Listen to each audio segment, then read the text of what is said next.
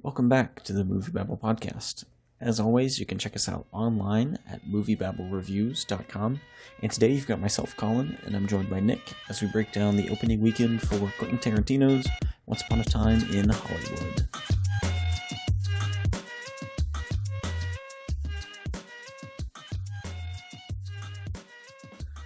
Alright, so in the number one spot, we've got The Lion King with $75.5 million domestic, followed by Once Upon a Time in Hollywood, opening up at $40.3 million domestic. Spider-Man Far From Home is in the number 3 spot at $12.2 million domestic, followed by Toy Story 4 in the number 4 spot at $9.8 million domestic, and Crawl rounds out the top 5 with $4 million domestic.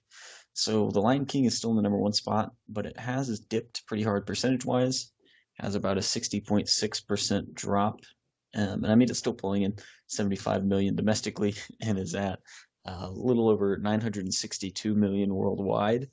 So it's definitely on its way to becoming another billion-dollar movie, and really, unfortunately, justifying Disney's remake strategy because they're still making ridiculous amounts of money.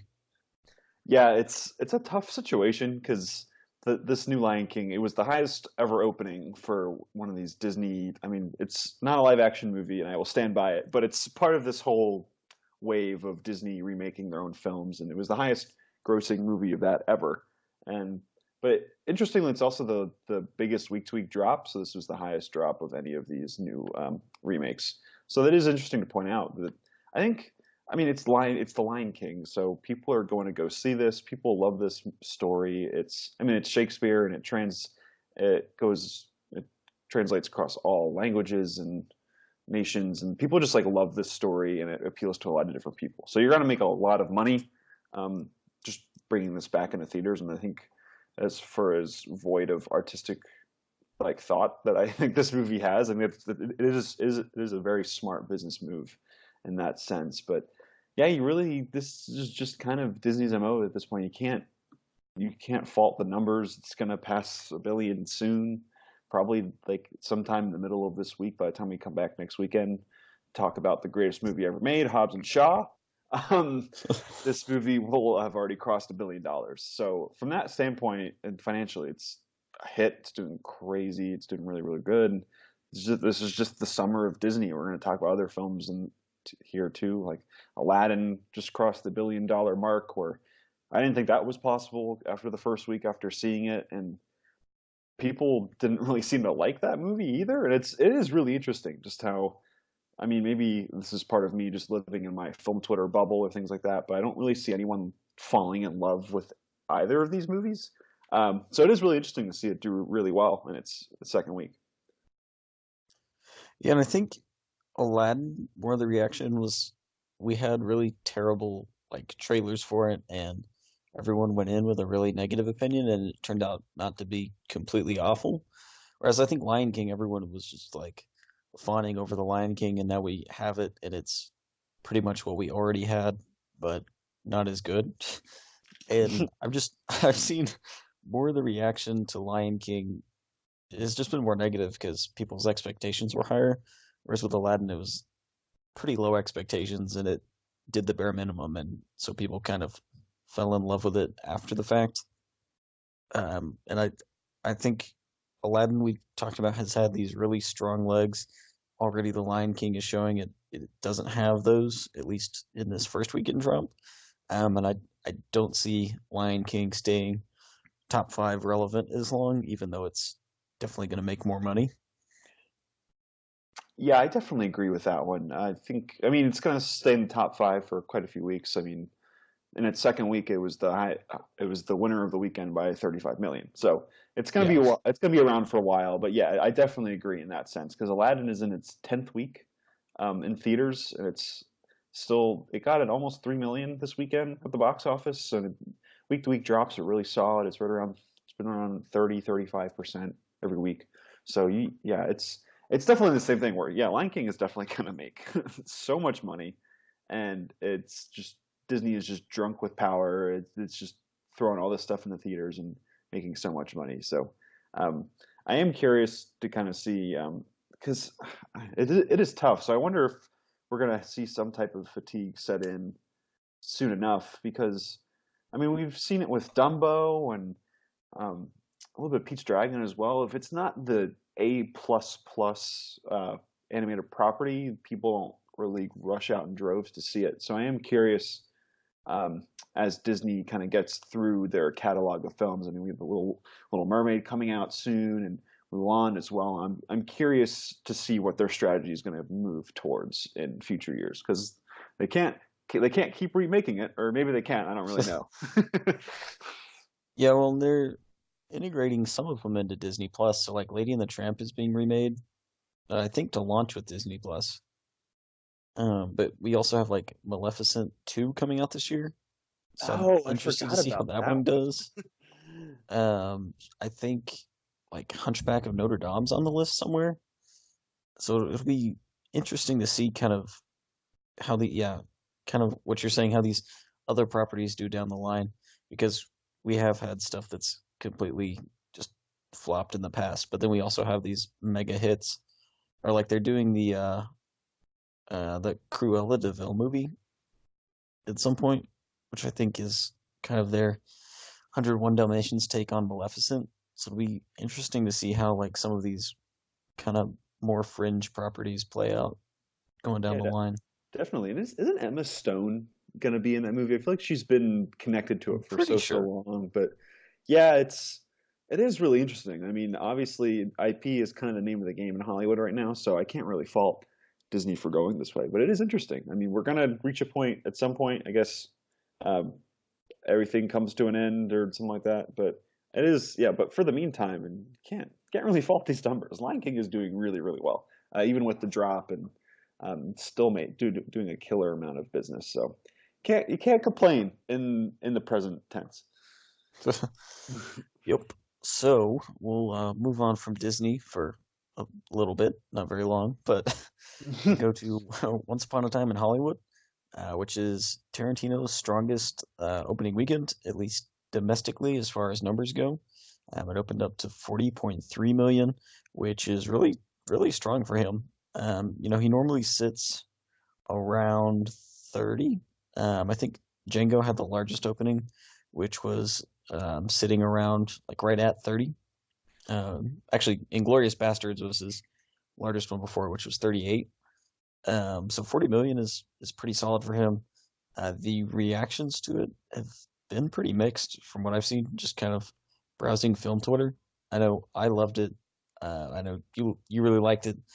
I personally think it's one of his best ones, and it's just like it's such a unique movie compared to everything else he's done.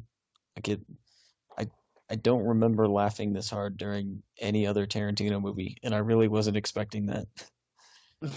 Yeah, I am totally with you on this movie. I really enjoyed it, and we were talking before we came on here. It's just I had a very different reaction to this movie when compared to his other movies. Like I'm leaving Pulp Fiction. I mean, the movie came out before I was born. I guess I'm aging myself there, but every time I've watched it, I'm like, yeah, fuck yeah, Tarantino's the best. Like this is cool. Or Inglorious Bastard, it's like, yeah, fuck those Nazis. They suck. Like this is great. I love it. And this one, I left the theater and I was just a little sad and just a little emotional for all these people. And I think this is Tarantino is he's really kind of taking a stance of where he is in his career, and I think he's cast this movie and just really smartly and kind of it mirrors. There's a really interesting meta text that I want to really break down in a forthcoming article about all these characters and which actor or actress is playing them. And I really dug this movie. I think this movie has a lot more in common with Jackie Brown than a lot of his other movies, where it's just kind of a lot of character stuff and people are just kind of hanging out and roaming kind of a little aimlessly. And I wonder if, because I don't think that's going to necessarily lead to super box office success. I mean, this is his highest opening ever, but the cinema score was a B, which in cinema score speak isn't great. Um, Most of his movies are in the A range, so I think this movie's going to have a bigger drop off than we've seen from the other ones because it's not necessarily a rah rah type of like Django. Django Unchained is his highest grossing movie of like ever worldwide. People love that. People saw it multiple times, and I don't think this movie lends itself to that kind of theater experience in multiple viewings. So I really love this movie. I think it's fascinating. It's this rich text, as they say. I want to look at it and study it for a really long time, but I'm not sure future weeks how this movie will do. So I think it's really interesting. I love Tarantino, and this is really an interesting film for his filmography, and I'm really looking forward to see what this does, because this could have lasting effects on auteurs in Hollywood and what kind of money they can have for their films, and it's all very fascinating to me. Yeah, and I think as far as, like the opening weekend goes, I think it has a little bit more studio power behind it. I've certainly seen this one advertised, compared to the last movie that came out, The Hateful Eight, seen it advertised a lot more, because this is the first one he's done with Sony. Obviously he was with Miramax for a while, and then with the Weinstein Company, and he's not with them for obvious reasons. So I think it does have a little bit more marketing power behind the debut. But yeah, like you said, I've seen people either be really hot or really cold on this one. And it's not as universally like, wow, this is amazing, like Inglorious or Django were when they released. And so I'm really interested to see how this carries on, especially next week, but in the weeks following as well. Yeah, it's a 2 hour and 40 minute meditation on fame and your worth in the world, and more specifically the movie industry, and kind of your legacy and where you are in life. So um, it's kind of a bummer. So like, you don't see Hitler get shot in the face 100 times by a submachine gun. Um, there's some of that dismemberment and all that Tarantino pulpy throws in there, but it's definitely not the main focus of it, and it's just kind of it's very relaxed, and I really appreciated it for that. I couldn't get enough of it. I think DiCaprio is fucking phenomenal in this movie. It's just maybe my favorite performance from him, and Brad Pitt is also outrageous, and I think Margot Robbie's doing a lot of subtle, interesting things as well in her section in this movie. But yeah, it is really interesting. I think you did mention that Sony is involved in this movie, so that's definitely something to look for, because they are marketing the shit out of this movie, and it's everywhere, and they are definitely going to position it for Oscars later this year. So this movie is going to be thrown into theaters a while. It's going to get put back into theaters this fall. So we're definitely going to play the long game with how this movie does financially. So reported $90 million budget. I remember when Tarantino was kind of discussing this script when he was first starting it. When he was forcing studios to fly out to his house and pitch how they were going to market and distribute his movie, which is just like the ultimate flex. It's just incredible to me. But he said he needed a $94 million budget to make the movie, so maybe he's a little under budget there, which is, I guess, great for Sony. But so yeah, they were 90 million. You figure Sony's going to do whatever they can to keep this movie in theaters and keep it relevant, and they're definitely going to go after awards. So we might have to wait before we can make a determination on how successful this movie was, or maybe if it starts to drop really quickly, maybe we can talk about it. But there's definitely a long game component to all of this.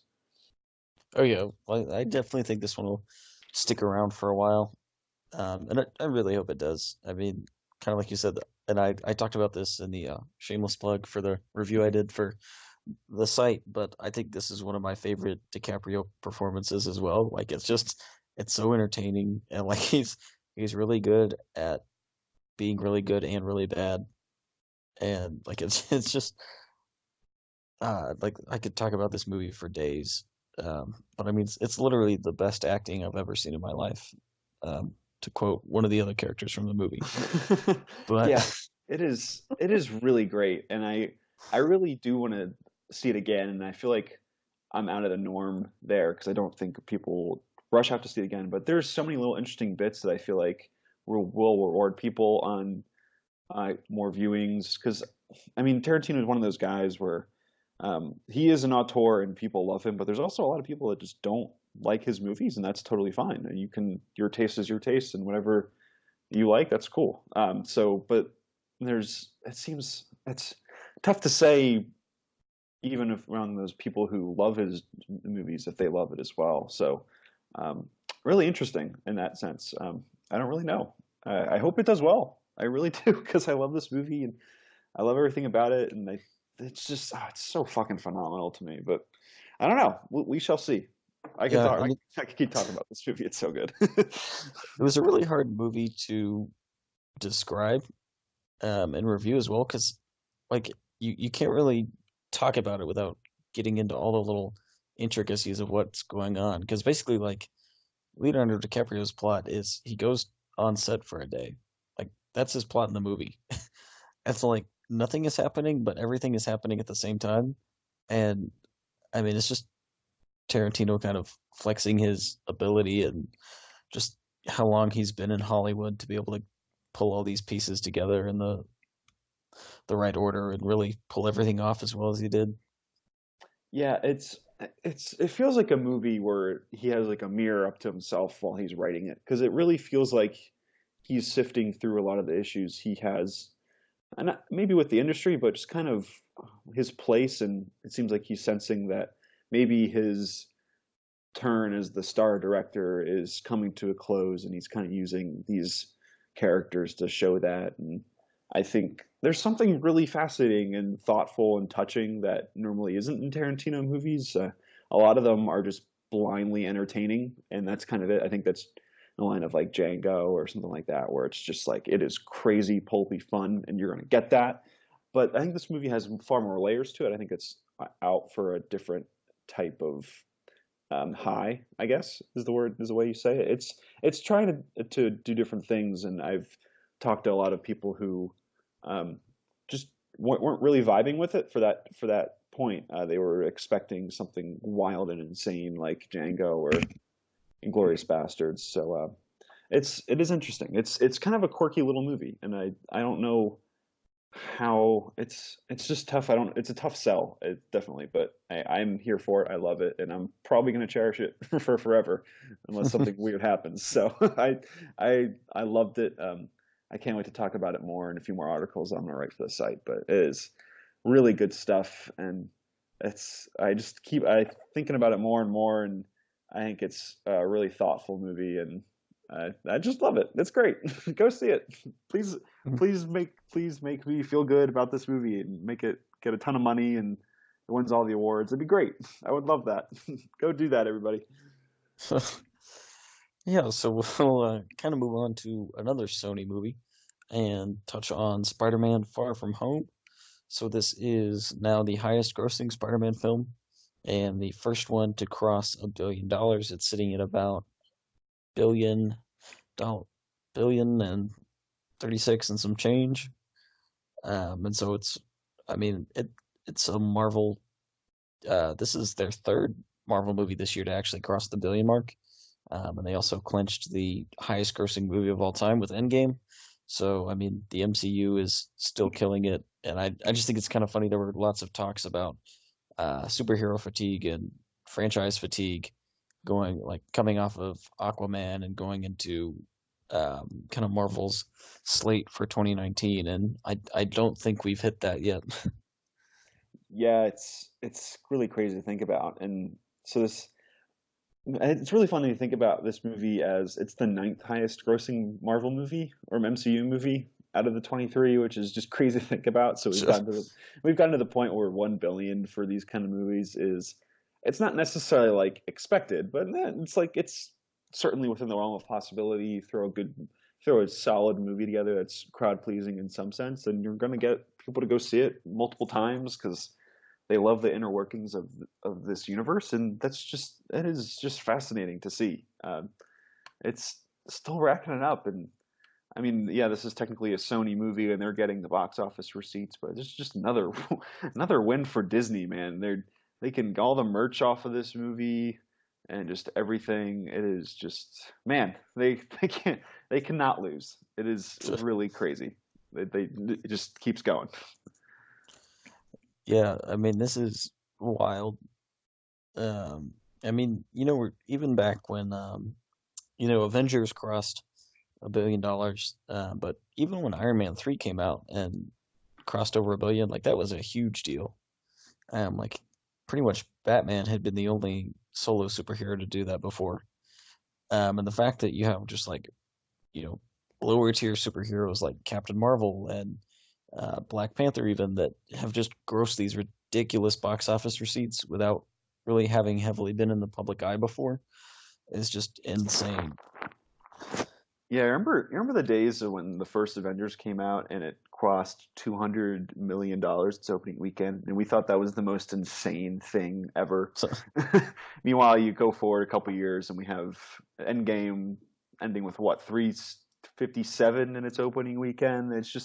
It's crazy. I mean, yeah, of course, like there's some inflation stuff year to year, but it is so crazy how Disney's been able to eventize these movies, and you kind of feel left out if you haven't seen them. So mhm. it's they're doing a great job.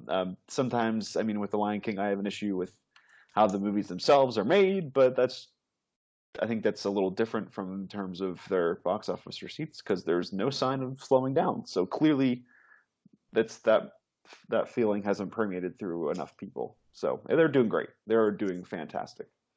Yeah, I mean, it's interesting to look at, in 2008 when Iron Man released, it was considered a huge success because it got to 585 million.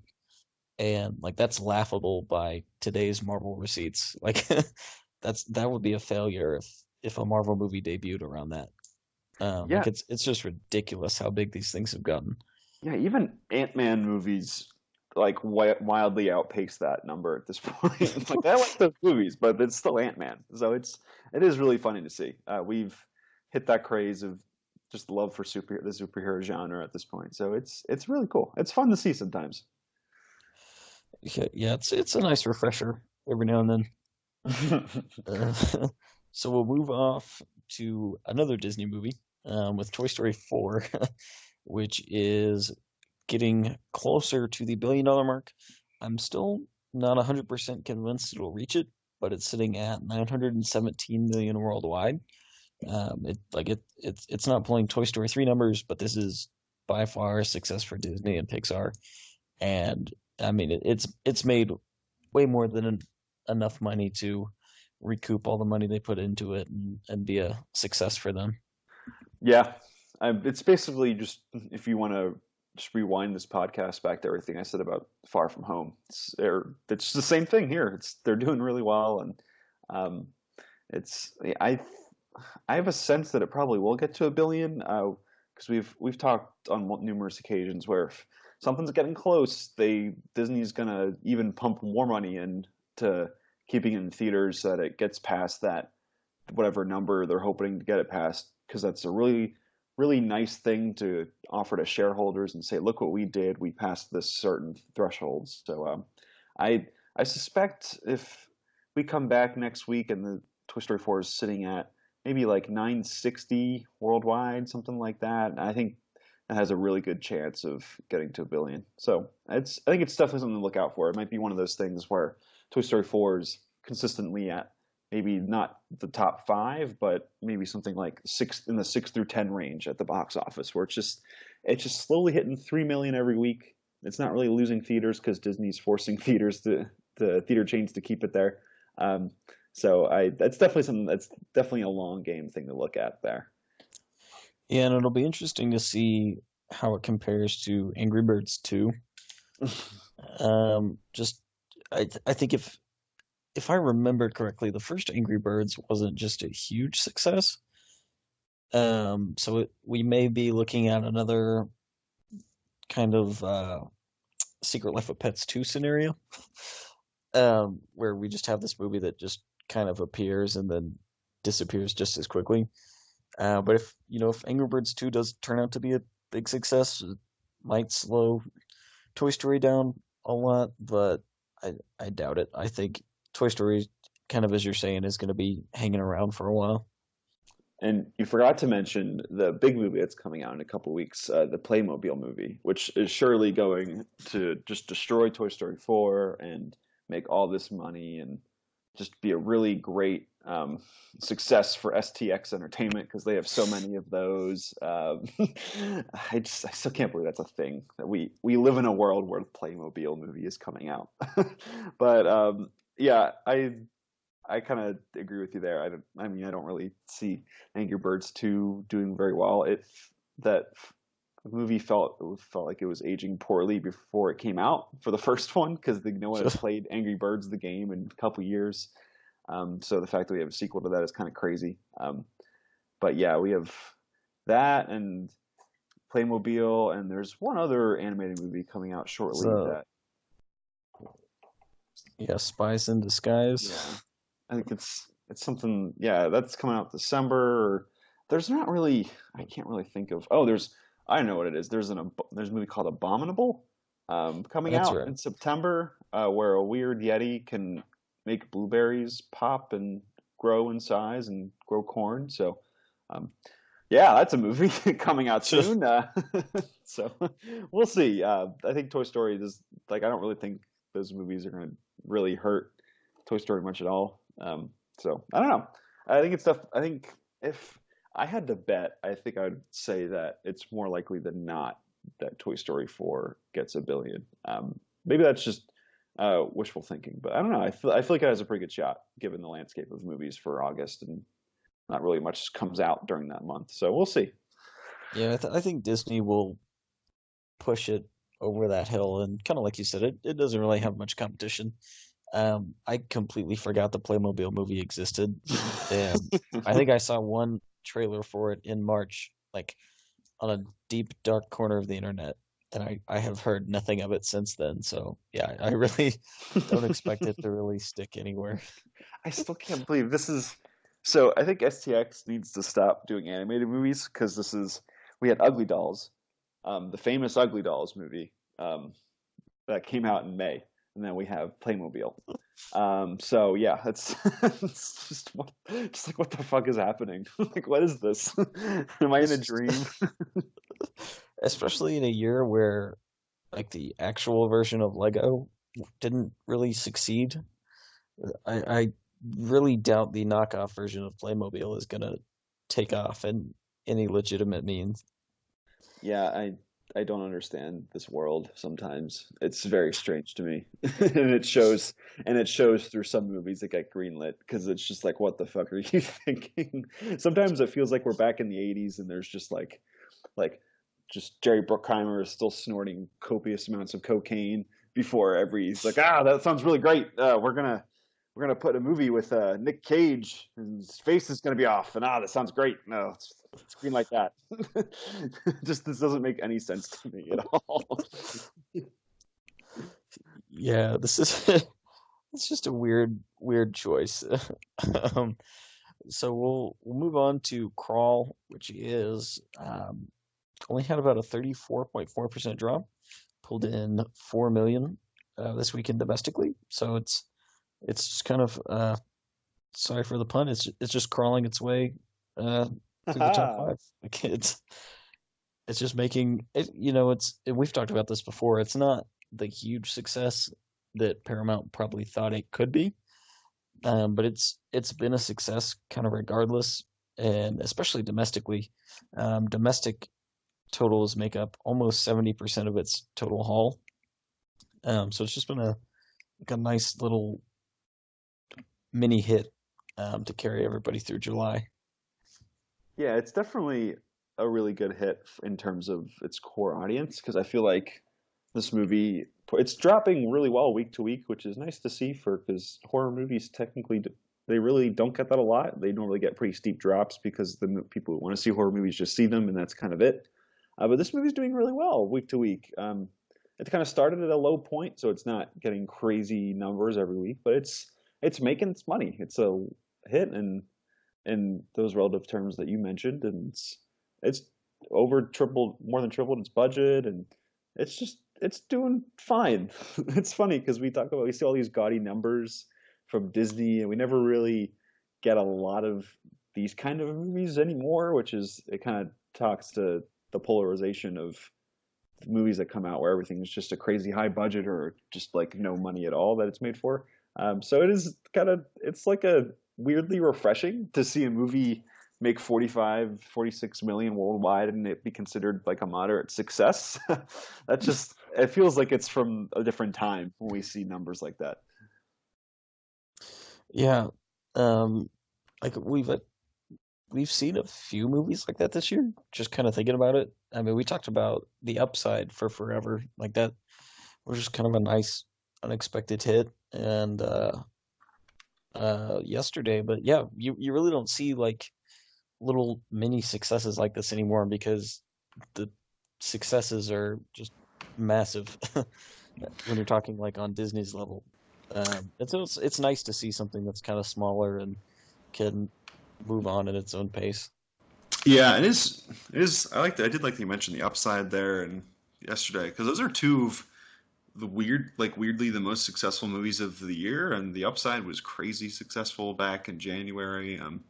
Yesterday is kind of still plugging along. It passed 100 million worldwide this week, so that's still plugging along as well. So yeah, it is.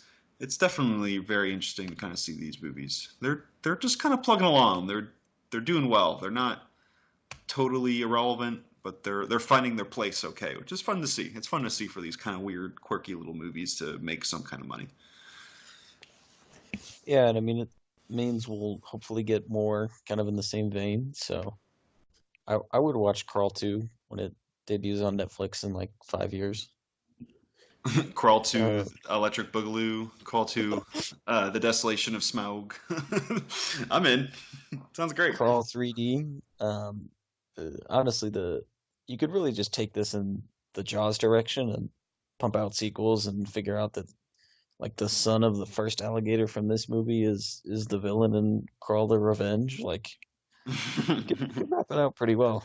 And then you cross it over with Sharknado, and then it's on the Sci-Fi Network, and then it's really great. And then because they both deal with like hurricanes of some sort, it's perfect. It's the greatest. It's the greatest crossover event we never knew we wanted.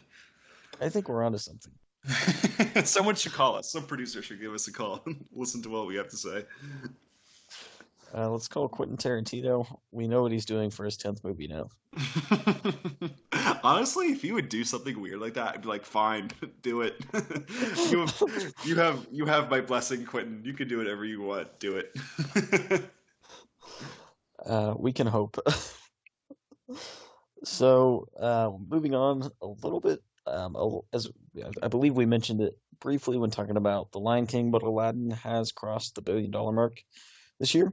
There's always been a lot of question about this movie, just from before it released and even after it released, where it didn't have just a monster opening weekend, but it is just slowly but surely made its way to a billion. Like this movie probably has the most consistent legs, kind of on par with The Upside, really.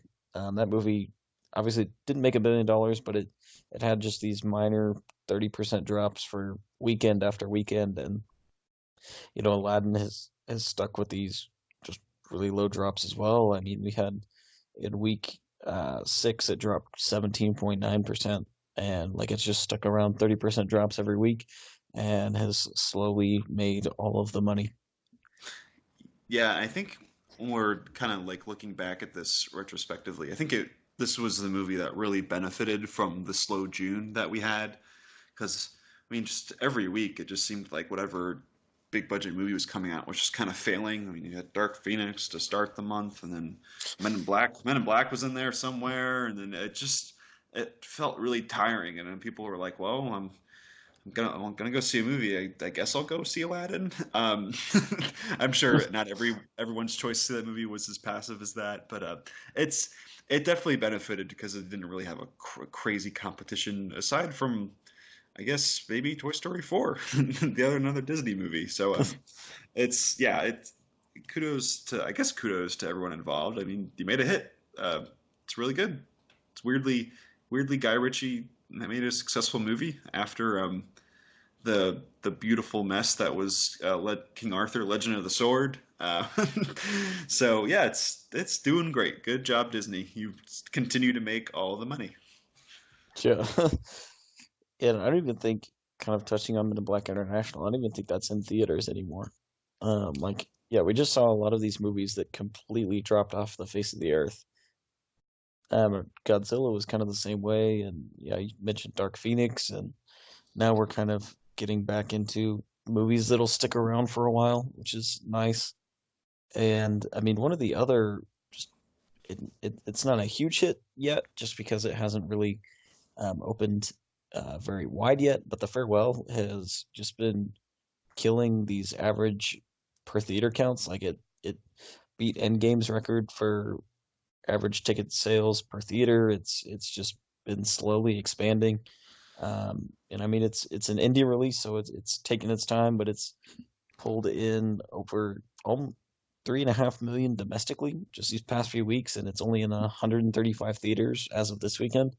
So it's just been a really big hit for A24. Yeah, I think so. This movie, we talked about it when it first came out. It had the highest per screen average of the year so far. I think it was like around like 88,000 per screen, something like that, which was higher than Endgame and every other movie that's come out. And even so, we're in its third week of release. It's 135 screens now, as you mentioned, and its per screen average was at 11,510, which was higher than Once Upon a Time in Hollywood's this week. So that's a good little gauge for that. And yeah, this movie is doing really solid numbers for A24 on that relative scale.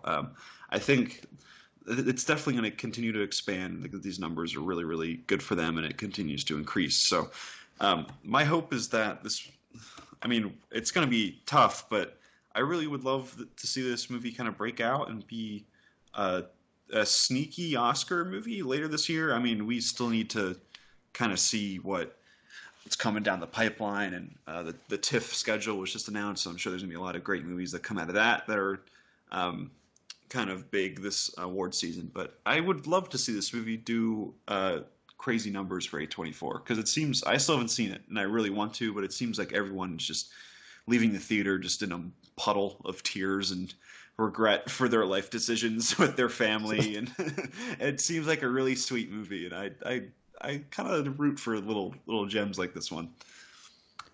Yeah, I'm really excited for it to release a little bit wider, hoping that that's coming in the next few weeks.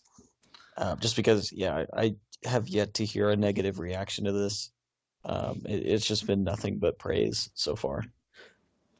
Yeah, and we can kind of talk about, I guess, leading into next week. I mean, because so next week we have Hobbs and Shaw. Then after that, I mean, August is always kind of an awkward month for movies, and it's really hit or miss. And studios dump a lot of things that they don't really have a lot of faith in that month. So this is the time when you could have something like The Farewell kind of just stay in theaters for a little bit and maybe stay in like 500 or something like that, and just kind of peck away and make a lot of money that way and build word of mouth. So I think it's set up really well to do that. I don't really see a lot of complete competition. I mean, unless there's a lot of overlap between The Fast and Furious and The Farewell. I don't really see a lot of fans getting conflicted about which way to go on that one. So I think this movie could have a chance and maybe sneak above 10 million, maybe 15. And if it gets any higher than that, we can talk about, who knows, maybe it becomes some type of Oscar hit. We shall see. It's A24, so I'm sure they have that plan in place. Yeah. But yeah, getting into next week in August. August is just going to be a really interesting month. I mean, we're starting off with Hobbs and Shaw, which is the most actiony movie ever, just from the trailers. And I mean, it's directed by David Leitch, who was behind the first John Wick, and I believe he's still involved with 2 and 3, but he did Deadpool 2, and this just seems like something right up his alley.